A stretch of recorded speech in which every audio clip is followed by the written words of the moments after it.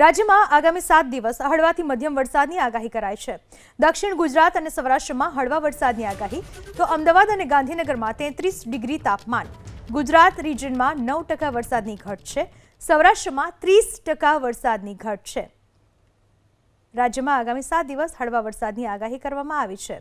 આ વખતે હજુ વરસાદની ઘટ છે, ત્યારે ખેડૂતો પણ મીટ માંડીને બેઠા છે। એ સમયે હવામાન વિભાગની આગાહી અનુસાર 7 દિવસ हड़वोथी मध्यम वरसाद वरसी सके छे।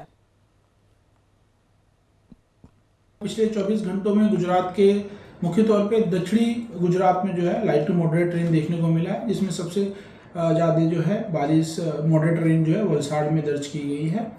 साथ ही साथ अगर हम बात करें बाकी हिस्सों में, नॉर्थ गुजरात में जो है दाहोद खेड़ा के आसपास जो है लाइट रेन दर्ज किया गया है। सौराष्ट्र में भी जो है 2-3 जगहों पे लाइट रेन हुआ है, इससे ज़्यादा बाकी जगहों में रेनफॉल नहीं रहा है। मोस्टली जो है सौराष्ट्र ड्राई रहा है पिछले 24 घंटों में।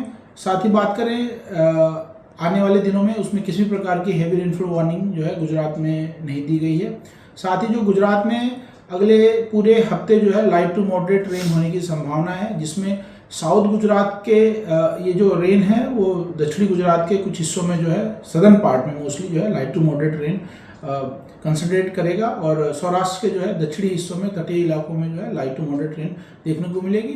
मोस्टली जो नॉर्थ गुजरात और सौराष्ट्र का जो हिस्सा है, नदर्न पार्ट जो है वो मोस्टली जो है ड्राई रहने की संभावना है और लाइट रेन की प्रोबेबिलिटी देखने को मिलेगी आगे आने वाले हफ्ते में। साथ ही तापमान जो है अभी फिलहाल अहमदाबाद में 33 डिग्री के आसपास रहा है, और गांधीनगर में भी 33 डिग्री के आसपास है, और आगे भी तापमान नो लार्ज चेंज में बना रहेगा पूरे गुजरात में।